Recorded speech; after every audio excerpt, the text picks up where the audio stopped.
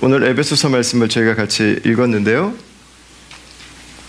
에베소서 본문을 중심으로 한 말씀은 아니고 저희 공동체 핵심 가치를 나누는 부분에서 오늘 말씀을 함께 읽고 또 우리가 예배에 대한 이야기들을 좀 같이 나눌 수 있도록 하겠습니다. 지난주까지 우리가 2주에 걸쳐서 서론에 대한 이야기를 했어요. 교회라고 하는 건 뭐냐? 교회는 하나님의 것이다 라는 이야기를 했습니다. 교회는 하나님이 계셔야 교회예요. 하나님이 계시지 않은 교회의 특징은 뭐냐? 사람들만 있어요. 사람들의 목소리만 있고 나의 생각만 있고 나의 방법만 있고 사람들의 그 기질만 있고 사람들의 본성만 남아요. 그러니까 왜 사람들이 그렇게 크게 남아요? 하나님이 계시지 않기 때문이에요. 뭐 어렵지 않아요. 심플한 문제예요. 하나님이 계시지 않으면 내가 커져요. 내가 중요해져요. 내가 절대적으로 돼요. 그럼 문제가 복잡해져요. 이제 그때부터는. 그러니까 하나님이 우리의 주인 되시면 심플해져요. 아주 단순해져요. 뭐 이렇게 복잡하고 어려울 게 별로 없어요. 깔끔해요. 근데 교회는 어떤 교회나 문제를 안을 소지가 다 있어요. 왜냐하면 사람이기 때문에. 그럼 언제 그 교회가 안고 있는 문제가 되지 않을 수 있는가? 우리가 하나님 앞에 엎드려 있을 때, 우리가 예수님 앞에 오늘도 그분을 구하며 살아갈 때, 그럼 교회는 평안해요. 왜 내 목소리가 이렇게 막, 왜 이 본성이 막 왜 충돌하기 시작해요? 내 삶에 지금 하나님이 계시지 않은 거예요. 복잡하지 않아요. 우리 안에 지금 예수님을 구하는 모습이 없는 거예요. 그러면 내가 주인 돼서 내가 커져요. 우리가 어떻게 하나님과 함께 살아갈 수 있습니까? 예수님으로 하나님께 나아갈 수 있습니다. 그 교회는 다른 것이 아닙니다. 교회는 예수님으로 말미암아서 이 땅에 존재하게 된 것입니다. 우리가 2주 동안 나눴던 이야기가 바로 그거였어요.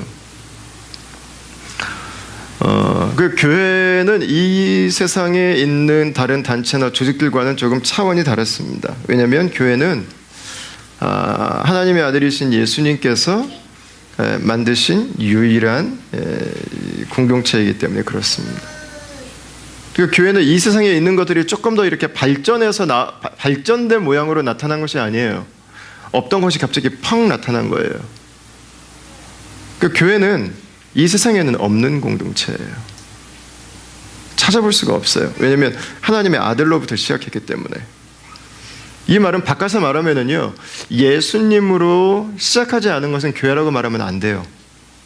근데 저는 요즘에 참 보면서 좀 어이가 없기도 하고 재밌기도 하고 한 것들 중에 하나가 뭐냐면, 이단들도 보면 다 교회라고 불러요. 이단들이 다 교회라고 하더라고요. 그 교회 아니에요. 그거는 그냥 집단이지, 단체고 그냥 그들의 조직이지, 그 교회라고 하면 안 돼요. 그거는. 심지어는 사단 종교의 모임도 교회라고 부르더라고요. 이게 사단교회. 이게 지금 뭔가 지금 문제가 지금 생기고 있는 거예요. 최근에 미국에서는 무신론자 그룹들이 매주마다 모이는 그 그룹들이 몇 개가 생겼어요. 제일 큰 모임이 한 1000명 정도 모인다고 하더라고요. 프랑스의 그 유명한 뭐 저널리스트기도 하면서 저자기도 하고 철학가기도 하고 그 알랭 드 보통이라고 하는 사람이 무신론자를 위한 종교라고 하는 개념을 이야기했어요. 뭐 전에 이제 리처드 도킨슨이나 샘 해리스나 이렇게 기독교에 대해서 믿음에 대해서 막 강공 드라이브를 걸어서 공격하던 친구들은 사실 굉장히 유치한 친구들이에요. 굉장히 철학적으로도 좀 무식한 이야기들이에요. 이게 보면은 성경에 대해서도 잘 모르고, 근데 알랭 드 보통 굉장히 젠틀한 이야기를 해요. 교회가 왜 존재하느냐? 교회는 이 세상에 원래 존재하던 좋은 것들을 다 빼다가 한 군데 모아놨다는 거예요. 공동체, 섬김, 함께 살아가는 것의 의미, 성품, 약자를 돕는 거, 어쨌든 세상에 존재하는 원래 있었던 모든 좋은 거를 다 빼다가 만들어낸 게 교회라고 하는 이야기를 했어요. 그래서 알랭드 보통이 하는 이야기가 뭐냐면, 이제 하나님은 우리한테 필요 없다는 거예요. 우리들 스스로 살아갈 수 있으니까. 이 바벨탑 문화가 인간이 가진 능력들이 최정점에 이르면 인간들은 언제나 바벨탑을 쌓았어요. 자신들이 가진 물질과 재능과 그 기술과 이 힘을 가지고 하나님께 저항하기 시작했어요. 모든 역사를 항상 그래요. 예. 근데 딱 그 얘기죠. 우리 이제 하나님 필요 없다는 거예요. 그러니까 이제는 뭐 하면 돼요? 우리들끼리 다시 원래 인류에게 있었던 좋은 유산들을 모아서 우리가 살아가자는 거예요. 쉽게 말하면 교회를 이루어서 살아가는데 하나님만 빼자는 거예요. 예수님 그런 얘기 하지 말자는 거예요. 이 교회들이 모여서 자기들끼리 모임 갖는데요, 밴드가 와서 같이 노래도 불러요. 밴드가 와서 강연도 해요. 코미디언들 와가지고 막 정치인들 까면서 그 한 40분 동안 만담도 하고 가고요. 또 자기개발 컨설팅 하는 사람들 나와서 자기개발에 대해서 이 강연도 하고 그렇게 하고 가요. 그 도네이션도 해요. 그 사회 좋은 일들도 하고. 근데 또 다른 이제 이런 무브먼트들이 이제 일어나는 거죠. 여러분들 그걸 교회라고 하면 안 돼요. 그건 교회가 아니에요. 교회는 뭐예요? 예수님께서 정확하게 정의를 내려주셨어요. 마태복음 16장 말씀인데 우리가 잘 아는 말씀입니다. 같이 한번 읽어보겠습니다. 시작. 이르시되 너희는 나를 누구라 하느냐? 시몬 베드로가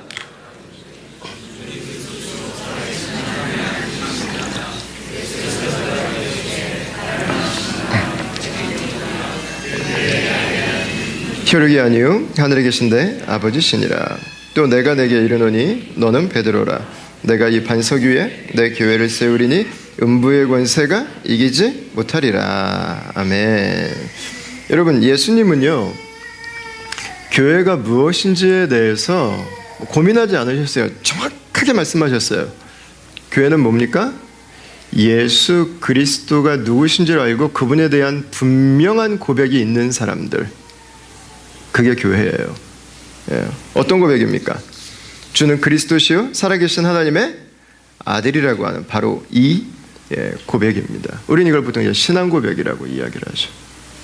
교회는 교회 문화를 따라한다든가 교회가 존재하는 방식을 흉내낸다고 해서 다 교회라고 하지 않습니다.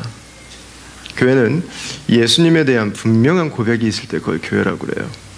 어떤 분은 이렇게 질문하시더라고요. 아니 그냥 하나님 믿으면 되지 예수님은 또 뭐냐고. 같은 얘기예요. 우리가 하나님을 믿는데 하나님을 믿을 수 있는 유일한 길이 예수님을 통해서 믿을 수 있는 거기 때문에 우리는 예수님을 믿는 거예요. 베드로는 그래서 예수님에 대한 신앙 고백을 하고 있는 것입니다. 주라고 하는 것은 주인이라는 뜻이죠. 예수님이 이 세상의 주인이라고 하는 것입니다.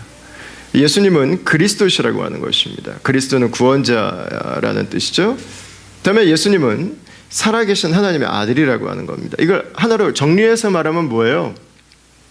이 세상을 구원하시기 위해서 세상의 주인이신 하나님의 아들이 이 땅에 오신 분, 그분이 예수님이라는 거예요.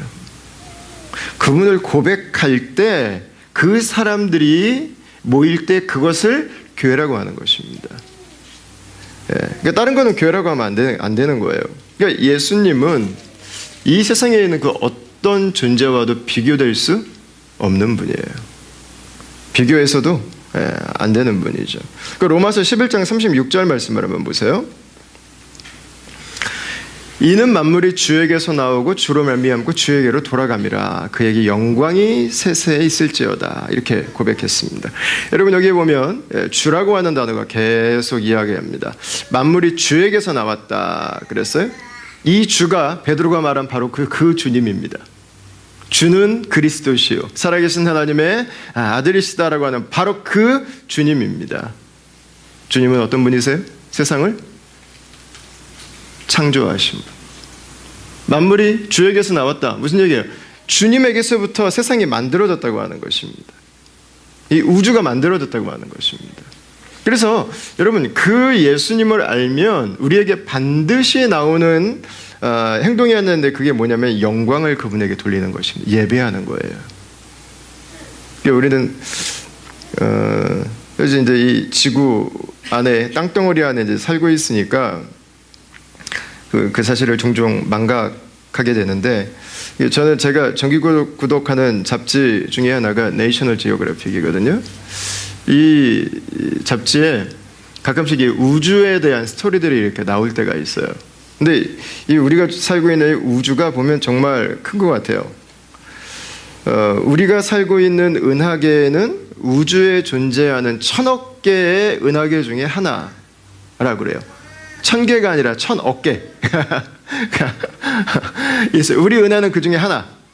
근데 우리 은하 안에 있는 별의 숫자는 약 1500억 개예요. 그럼 지구가 우리 은하에서 한가운데에 있는가? 옛날엔 그렇게 믿었어요. 근데 사실은 아니거든요. 우리 은하에서 지구가 있는 위치는 끄트머리에 있습니다. 그 끄트머리에서도 지구는 중심에 있지 않습니다. 지구는 태양이라고 하는 행성의 한 부속별로 존재합니다. 여러분, 이 우주의 사이즈가 여러분 어마어마한 거예요. 그러니까 지구에서부터 가장 멀리 있는 별까지 걸리는 시간이 빛으로 약 320억 광년. 사실 우리는 이게 상상이 안 되는 사이즈예요. 예수님이 그걸 만드셨다. 우주를 만드셨다. 이 우주가 그분에게서 나왔다라고 할 때 여러분, 이 사이즈는 참 놀라운 것입니다. 저는 이걸 생각할 때마다 감격이 있어요. 하나님이, 사실 지구는 먼지잖아요. 먼지. 이 우주를 놓고 보면 먼지 아닙니까? 누가 신경이나 쓸만한 별입니까 이게? 근데 이 별을 만드시고 이 땅 위에 사람을 만드시고 이 땅 위에 있는 사람을 사랑하기로 결정하시고 이 땅 위에 있는 사람들에게 언약을 맺으시고 그 언약을 신실하게 지키시고 역사를 통해서 그 언약을 이루기 위해서 아들을 보내주시고 지금도 이 땅에 있는 그 사람들을 향해서 그분의 변함없는 사랑과 그분의 인도하심으로 우리의 삶을 함께하고 계시는 거죠. 그럼 이걸 보면은요, 은혜가 문제를 알 수 있어요. 은혜가 문제를 알 수 있어.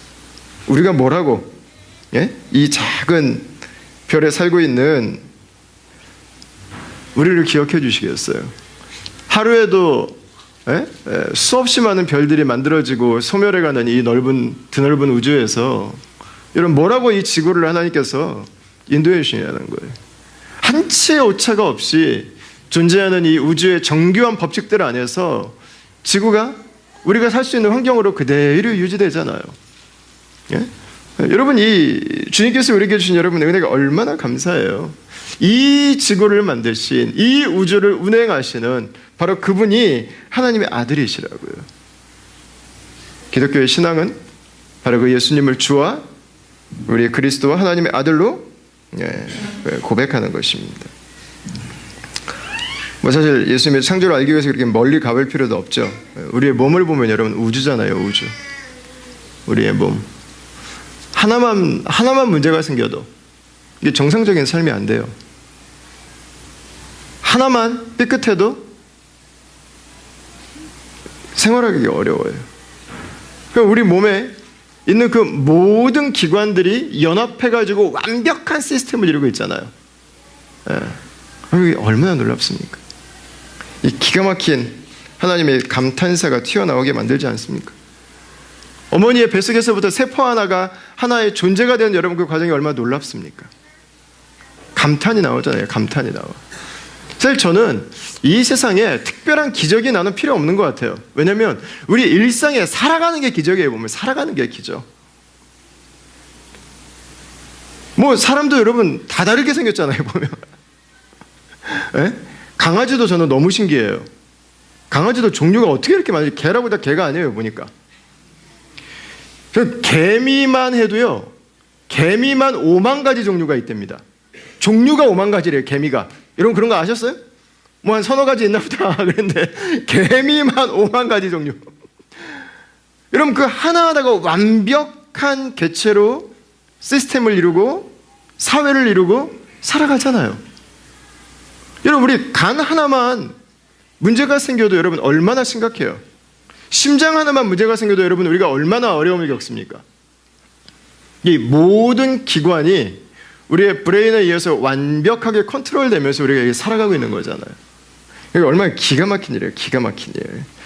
그 감동을 딴 데서 찾을 필요가 없어요. 그냥 하나님이 만드신 거를 가만히 보고 있으면 감탄사가 나오게 돼 있어요. 아, 어떻게 이럴 수가 있지? 아, 어떻게 살 수 있지? 우리 구분영 씨가 그런 얘기했죠. 우리의 삶에 필요한 것은 기적이 아니라 감탄이라고. 어떻게 하면 감탄이 나올까? 여러분, 다른 거 아니에요.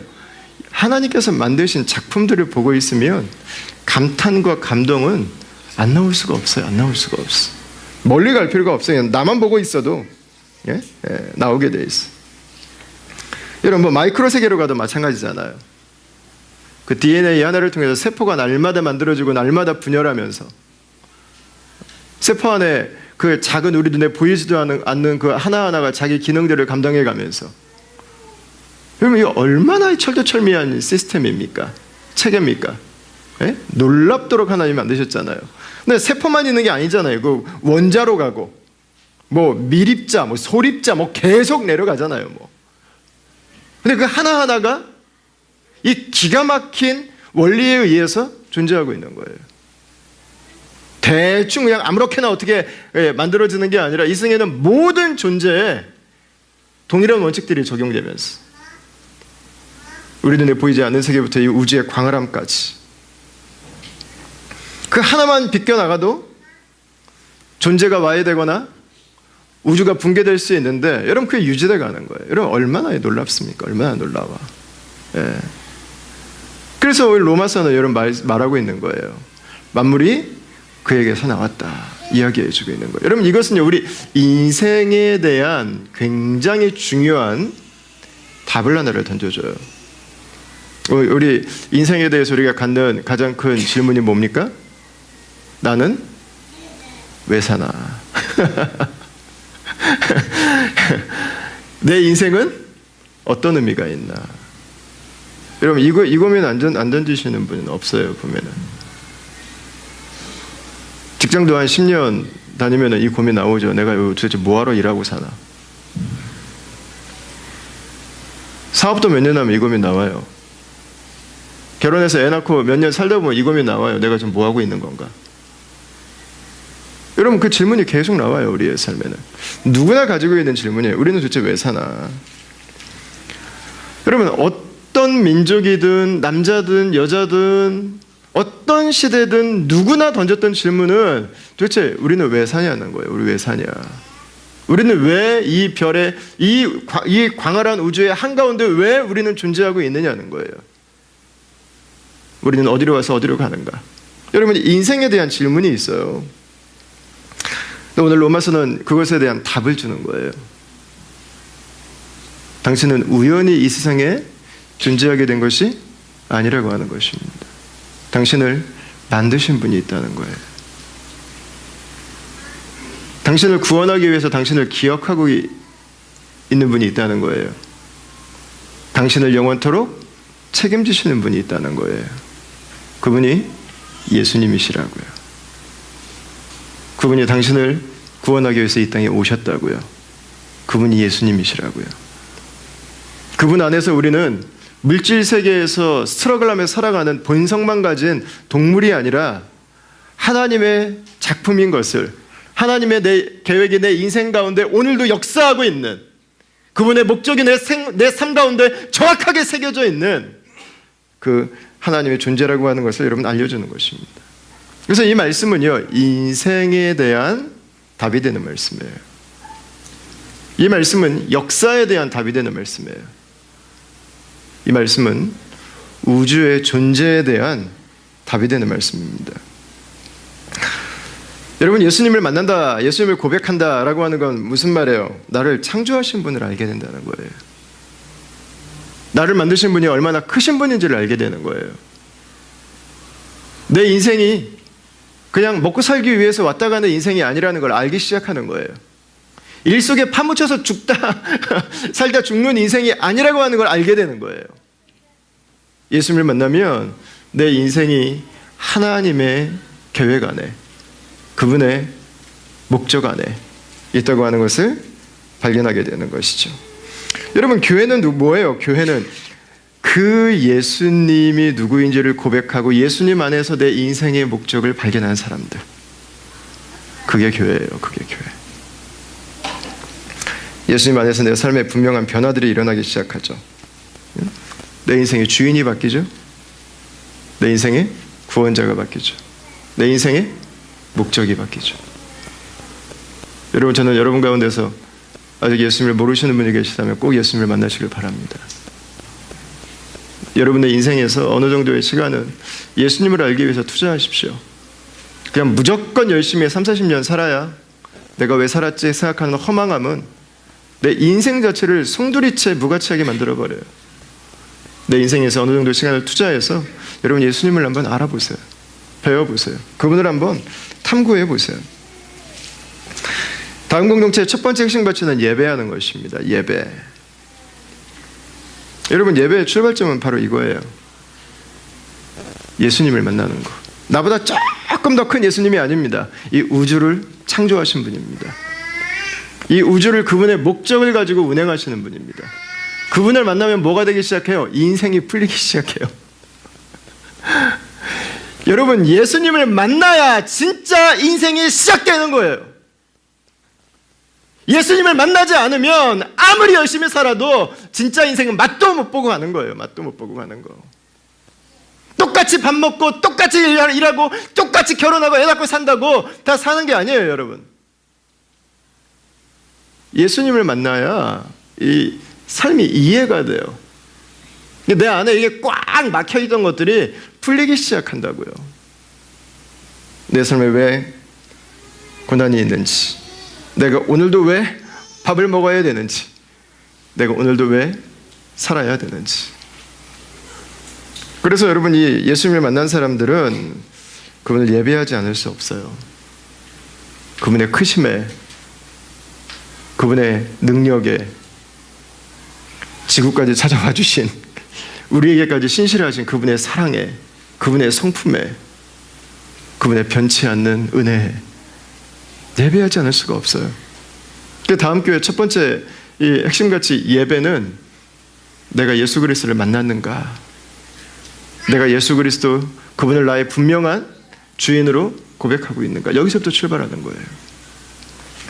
내가 예수님을 아직 모르고 있다면 내가 예배 시간에 와서 앉아 있을 수는 있어요.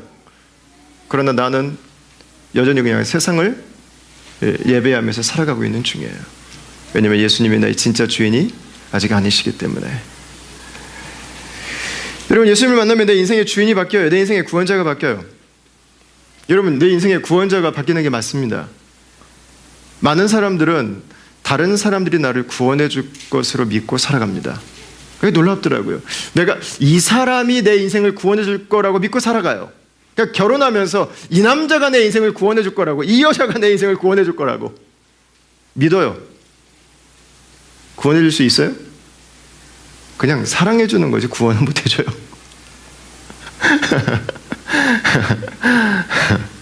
무슨 구원을 해줘요. 이 사람 내가 당신만 믿고 갈게. 여러분, 믿지 마세요. 믿지 마세요. 그냥 사랑해 주세요. 사랑해 줘. 전 비즈니스 하면서도 그러신 분들 종종 있더라고요. 내가 당신만 믿고 내가 이거 한번 해보겠다고. 여러분, 죄송한데 믿지 마세요, 여러분. 왜 믿어요? 왜 믿어? 100% 나만 확실하게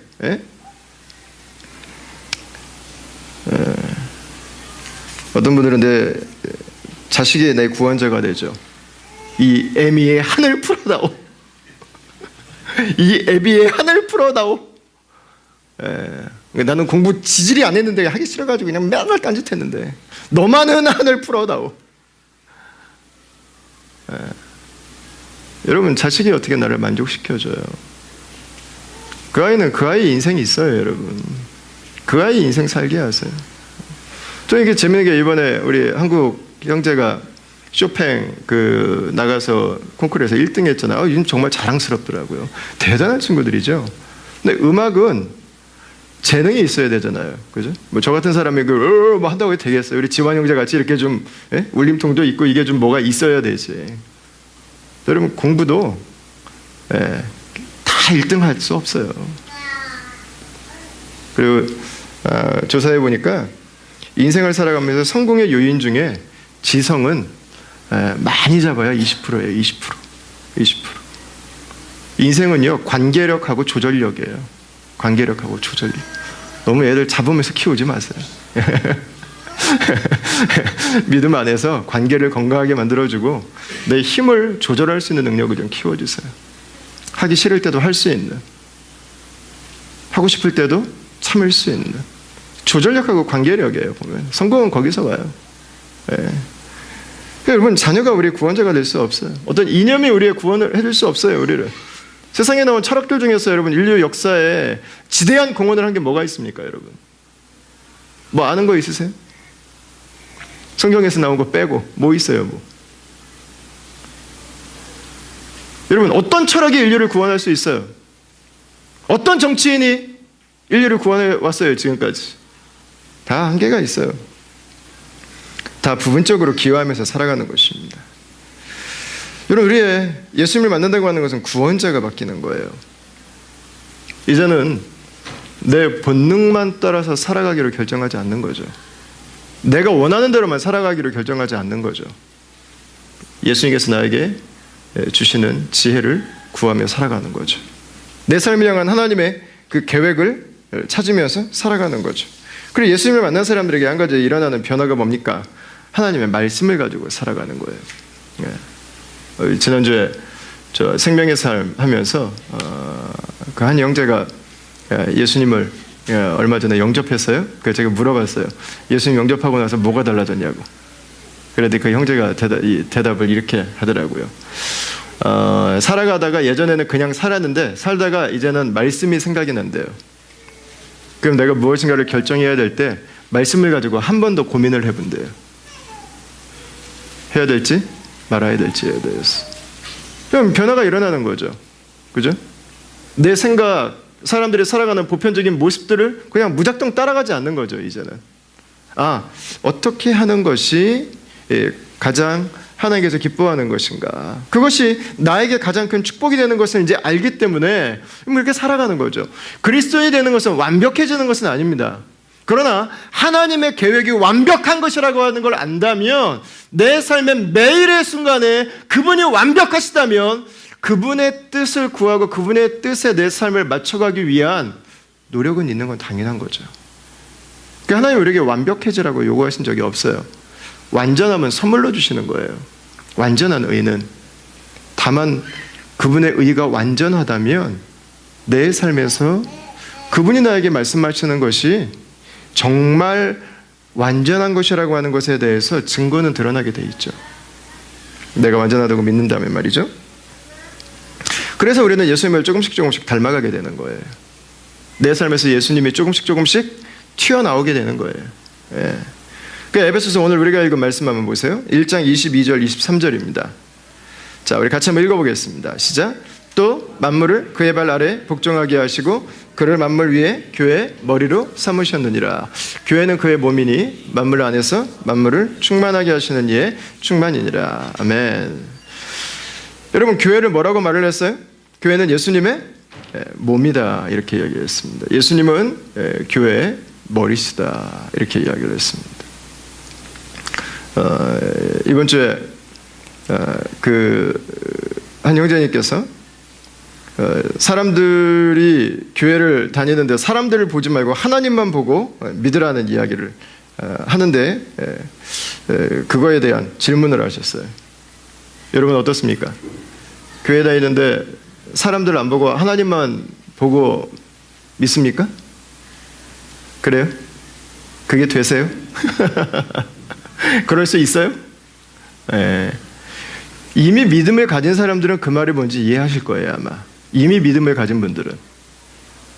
우리가 기질이 다르고 추구하는 바가 다르고 우리가 완전하지 않기 때문에 우리가 서로 실망할 수 있는 부분들이 있어요. 그리고 우리는 다 이미 알고 있어요. 근데 예수님을 전혀 모르는 분에게는 의미가 전혀 달라요. 최소한 한 가지는 달라야 돼요. 이 사람이 세상을 향해서 살고 있는가? 이 사람이 예수님을 향해서 살고 있는가? 이 사람 중심에 예수님이 있나 없나에 대해서는 명확하게 보이는 게 맞는 거죠. 여러분, 예수님을 지금 알지 못하는 사람들에게 있어서는요, 예수님을 모르는 사람들에게 있어서는 사람 보지 말고 예수님만, 하나님만 보고 믿어, 이 말은 될 수 없는 말이에요.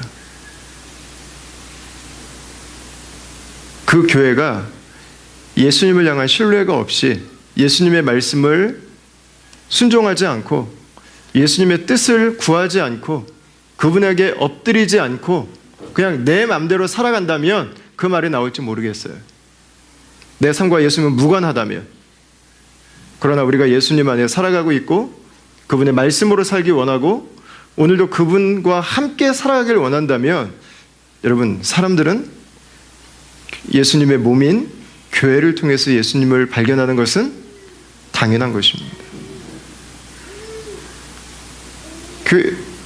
교회 다니는 사람은 세상 사람과 무엇이 다른가? 그냥 예수님 믿어. 그거 달라요, 그거. 그럼 뭐야, 이거? 우리 뭐 하는 거야, 지금 우리는? 에? 뭐 하고 있는 거예요, 지금? 그럼 말이 되지 않죠. 다르죠. 세상이 우리의 머리가 아니라 예수님이 우리의 머리신데, 우상이 우리의 머리가 아니라 예수님이 우리의 머리신데, 물질이 우리의 머리가 아니라 예수님이 우리의 머리신데, 여러분 다르죠. 당연히 다르죠. 세상은 그 모습을 보는 것이죠. 오늘 이 말씀에 보면 예수님은 교회의 머리라고 하고 있어요. 교회는 예수님의 몸이다. 이건 이제 두 가지 의미가 있을 거예요. 하나는 교회는 한 몸이다, 이런 걸 거예요. 교회는 한 몸이다. 교파가 달라도 여러분 한 몸입니다. 예수님에 대한 동일한 고백과 믿음을 가지고 있다면 교단이 다르고 성향이 달라도 여러분 한 형제와 자매들입니다. 하나예요, 하나. 우리가 좀 그걸 좀 존중할 필요가 있습니다. 예수님의 몸은 하나예요. 이게 나눌 수 없어요. 저는 개척하고 나서 이걸 더 좀 선명하게 좀 보게 됐어요. 그냥 한두 교회 뭐 괜찮냐, 우리 교회 뭐 별 문제 없냐, 이게 별로 중요하지가 않더라고요. 다른 교회들이 잘 돼야 돼요. 다 잘 돼야 돼요. 그게 숲이 울창해져야 돼요. 숲은 다 황폐했는데 거기 그냥 한 나무만 그냥 이 물 다 빨아먹고 막 해가지고 막 이 끝없이 막 올라가고, 여러분 이게 건강한 숲이 아니에요. 다 건강해져야죠. 다. 숲 전체가 건강해져야죠. 다 같이 살아야 되는 거예요. 다 같이. 그래서 저는 어떻게 다 같이 우리가 좀 건강할 수 있을까? 이민교회가 그렇지 뭐. 아닐 수 있을 것 같아요.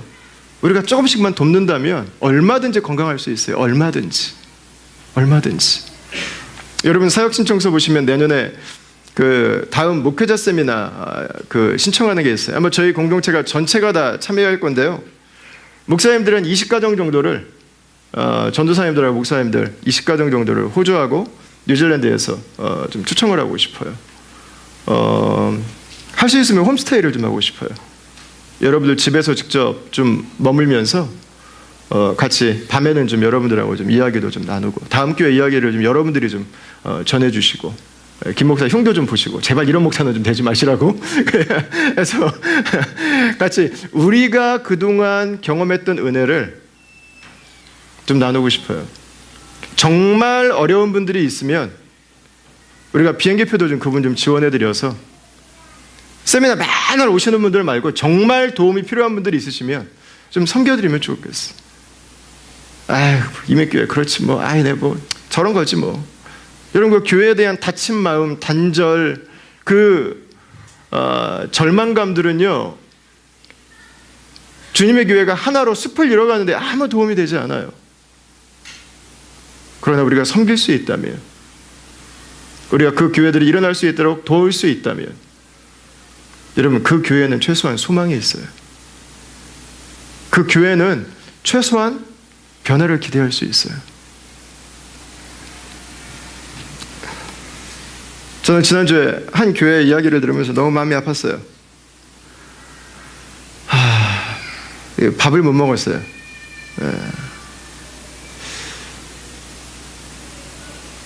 근데 기도하면서 하나님이 그런 마음을 주셨어요. 야 김도환, 너 다른 교회들 어려운 이야기를 들으면서 네가 이렇게 아팠던 적이 있었냐? 하나님이 그러시더라고요. 생각해보니까 별로 없었어요.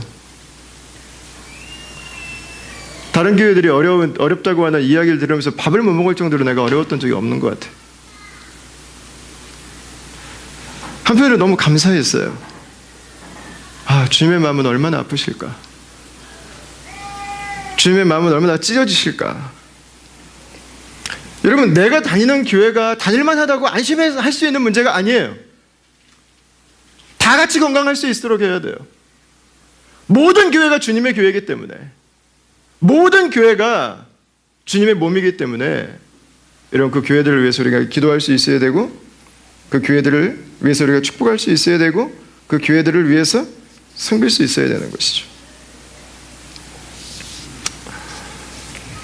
여러분, 동시에 교회가 예수님의 몸이라고 하는 것은요, 교회 다니는 사람들이 예수님의 살아있는 증인이라고 하는 걸 의미하는 거예요. 요한복음 1장 18절에 보면 이런 말씀이 있습니다. 본래 하나님을 본 사람이 없으되 아버지 품속에 있는 독생하신 하나님이 나타나셨느니라, 이렇게 말씀하셨습니다. 이건 무슨 말이에요? 사람은 하나님 볼 수 없어요. 왜냐하면 거룩하신 하나님을 보면 우리는 살 수 없어요. 근데 그 하나님이 사람에 대해서 이 땅에 오셨어요. 그래서 예수님을 보는 사람은 하나님을 보는 거예요. 그 하나님이 어떤 분이지? 그럼 예수님을 보시면 돼요. 근데 성경은 뭐라고 말해요? 인간은, 교회는 예수님의 몸이라고 말하고 있어요. 이런 무슨 말이에요? 우리가 지금 예수님을 볼 수 없어요. 근데 사람들은 교회를 보면서 예수님이 누구신지를 보게 된다는 거예요. 세상에 예수님을 찾을 수 있는 통로는 뭐예요? 그리스도인들이에요. 왜 하나님이 우상을 만들지 말라고 하셨겠어요? 우상이 필요 없어요. 왜? 하나님의 성품을 가지고 있는 그분의 백성들이 세상에 살아있는 증인으로 존재하기 때문이에요. 개신교는 성상을 만들지 않아요. 사실 합동측은 십자가를 앞에 달아놓는 것을 우리 하지 말자고 결의를 했어요. 저희가 이제 멀리 와 있어가지고 지금 이제 여기다 그냥 원래 있던 거 그냥 세워놓읍시다 하고 지금 가고 있긴 한데, 필요 없는 이유가 있어요. 왜 그래요? 예수님의 은혜로 예수님과 함께 살아가는 그분의 백성들이, 그분의 제자들이 이 세상의 가정마다, 직장마다, 일터마다, 골목마다 살고 있기 때문에 예수님을 드러내는 그 무엇을 만들 필요가 없는 거예요. 그게 예수님의 몸이라고 하는 증거예요. 여러분, 예수님을 만난 사람은, 예수님이 오늘 내 삶에 함께하는 사람은, 예수님이 내 삶의 가장 중요한 분이라고 하는 걸 고백하는 사람은, 여러분, 그게 삶으로 드러나게 되어 있죠. 반드시 드러나게 되어 있죠. 차이가 다르죠. 네. 저는 이번에 리버사이드 안 된 걸 보면서 얼마나 감사한지 몰라요. 여러분, 하나님이 주셔야만 은혜 아니에요. 안 주심의 은혜 얼마나 큰지 몰라요. 그 교회가 지금 더 필요했기 때문에 주셨을 거예요. 하나님이 왜 안 주세요? 우리에게는 하나님이 가지고 계신 더 좋은 게 있어요. 지금은 그거 좋아 보이는데 하나님은 다른 계획이 있어요. 그냥 기다리면 돼요. 이럴 때는. 네. 여러분, 목감의 은혜, 건강치 못함의 은혜, 더 주시지 않는 것에 대한 은혜. 여러분, 믿음 안에 있는 사람들 그걸 기대하잖아요. 그걸 바라보잖아요. 세상은 이해할 수 없죠. 그러나 같은 상황에서 하나님께서 우리에게 주시는 것들로 인해서 상황에 관계하지 않고 감사할 수 있고 그분의 은혜를 누리는 삶을 살아가게 되죠. 여러분, 차이가 날 수밖에 없어요. 그분의 계획을 아는 사람은, 그분의 뜻 안에 살아가는 사람은요, 달라요. 달라. 물론 그것이 우리에게 깊은 생채기를 낼 수도 있습니다. 아픔을 줄 수도 있습니다. 여러분, 그러나 궁극적으로는 축복이에요. 사실 지난 주간은 제 큰딸이 천국에 간 지 11주년이 되는 날이 있었어요. 천국에서 이제 15살이 됐을 것 같아요. 저희 채연이가. 그래서 15살짜리 아이가 이게 누군가 이렇게 하면서 이렇게 가면서 보거든요.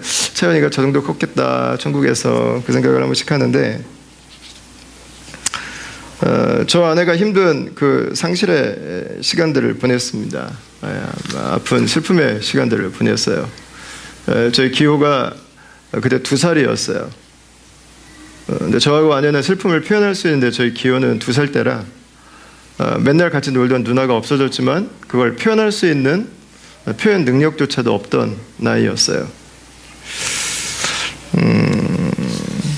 근데 참 너무 감사한 것은 저하고 아내에게 있어서 하나님이 저희 채연이를 먼저 천국으로 초청해 주신 것이 전혀 상처가 되지 않는다는 거예요. 원통함이 있지 않아요. 이 부활의 새 생명이 가진 파워가요, 놀라워요. 저는 자녀를 먼저 보낸 분들을 많이 만나봤어요. 제 채연이를 먼저 천국에 보내고 나서 얼굴 색깔이 달라요. 자녀를 묻은 게 아니라 내 인생을 묻어버린 것처럼 살아가요. 여러분, 그러나 예수님만 내는 사람은 다르더라고요. 달라요. 이 인생이 totally different예요. 완전히 달라요. 완전히. 가서 만나면 되니까. 의미가 달라. 의미가 달라. 잠시 헤어진 거지 영원히 잃어버린 게 아니니까요. 세상의 슬픔이 심지어 죽음까지도 우리 인생을 무너뜨리지 못하더라고요. 우리 안에 있는 그 하나님의 신실하신 약속이 여러분 죽음을 이기더라고요. 죽음을 이겨요. 와, 놀라워요. 놀라워. 여러분, 물론 아픔은 있죠. 얼마 전에 아내랑 같이 점심 먹으러 바닷가에 있는 식당을 갔어요. 아내랑 종종 가는 식당인데 가서 그냥 이렇게 아내랑 그냥 캐주얼 톡이에요. 너무 이렇게 진지하게 듣지 마시고, 아내가 이제 저희 막내가 이제 크니까 여보 딸 하나 입양하면 어떨까 그 얘기를 했어요. 저는 굉장히 찬성이거든요. 근데 저는 이제 한국 아이를 입양하는 것도 좋지만 우리 교회에서 지금 캄보디아를 섬기니까 캄보디아 아이나 아니면 요즘에 고아들이 많이 발생하고 있는 지금 시리아나 이라크 같은 다른 민족의 아이를 좀 입양하면 어떨까. 사실 저는 그 마음이 좀 계속 있었어요. 입양은 생명을 주는 거예요. 저는 그리스도인들이 이 부분에 대해서 저는 진지하게 좀 고민해 봐야 되는 이슈라고 생각해요. 특히 한국 사람들이 순혈주의가 강해서 내 자식에 대한 집착이 강한데 하나님 백성들은 그걸 좀 깨야 될 필요가 있어요. 근데 제 아내가 다른 민족의 딸을 입양하는 거에 대해서도 이게 너무 오픈된 자세로 얘기를 하는 거예요. 그래서 잠깐만. 어제도 뭐 얘기상에서는 이미 딸 입양했어요. 얘기상에서는. 이제 가는데 제 아내가 갑자기 저를 보고 묻는 거예요. 여보, 근데 왜 울어? 제 아내가 저를 보고 여보 왜 울어 묻는 거예요. 근데 제가 안 울었거든요. 근데 아니래. 눈에 눈물이 이렇게 나오고 있어요. 그래서 제가 생각해봤어요. 그게 감정이 약간 묘해요. 생각해봤더니 2가지가 있어요. 첫 번째는 딸이 생긴다고 하는 그 기쁨. 와! 기쁨 때문에 눈물이 나고요. 2번째 이유가 있더라고. 제가 딸 입양에 대한 이야기를 하면서 여보, 근데 걔 커서 시집가면 우리 떠나야 되잖아.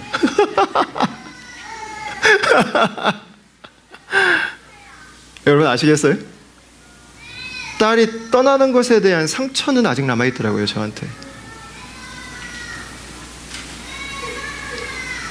딸이 시집가는 걸 싫어하는 게 아니라 떠나는 것에 대한 그 깊은 트라우마가 제 안에 남아있는 거예요. 그 죽음의 문제까지도 넘어서서 건강하게 믿음 안에서 그걸 극복하고 믿음 안에 살아가고 있음에도 불구하고 여러분 제 안에 상처는 있더라고요. 여전히 있더라고요. 여러분 인생은 그런 거예요. 세상은 그런 거예요. 죄 가운데 있는 세상은요 문제가 있어요. 아픔이 있어요. 갈등이 있어요. 믿음을 가지고 살아간다고 하는 것은요 때로 우리에게 더 큰 축복을 줄 수도 있지만 더 큰 고통이 될 수도 있어요. 여러분 그러나 교회는 그 가운데서도 살았습니다. 어떻게 살았어요? 예수님께 나왔기 때문에 살았어요. 예수님을 예배했기 때문에 살았어요. 그들은 삶의 어려움 가운데서도 예수님을 봤어요. 인생의 고난 가운데서도 그들은 예수님께 나왔어요. 여러분 예배한다고 하는 것은 내가 기독교인이 됐으니까 지켜야 하는 율법이 아니에요. 왜 예배해요? 예수님을 만난 사람은 예배하지 않을 수 없는 거예요. 우리는 하나님을 위해서 우리가 예배한다고 생각해요. 맞아요. 그러나 그건 반절이에요. 하나님을 위해서 예배하는 게 아니에요. 예배가 나를 지켜줘요. 예배가 나를 살게 해줘요. 예배가 나를 이 상처 많고 고통 많고 아픔 많고 날마다 무너지게 하는 이 세상에서 예배가 나를 건재하게 해줘요. 예배가 다시금 나로 하여금 생명을 불어넣어주는 거예요. 예배가 다시금 나로 하여금 한 주간을 살아갈 수 있는 힘을 공급해주는 거예요. 예배가 다시 한번 내가 이 인생을 살아야 되는 이러한 목적을 확인시켜주는 것입니다. 여러분, 예수님을 만난 사람은 예배하지 않을 수 없어요. 그런데 그 예배는 세상 가운데 살아가는 그분의 백성들을 살리는 힘이 되는 것입니다. 능력이 되는 것입니다. 어떤 좌절도, 어떤 고통도, 어떤 상처도 여러분 예배 안에서는 회복할 수 있어요.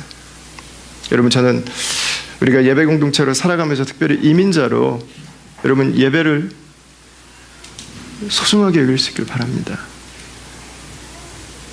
여러분, 예배를 내 스케줄보다 소중하게 여기십시오. 예배를 나보다 더 값지게 여기십시오.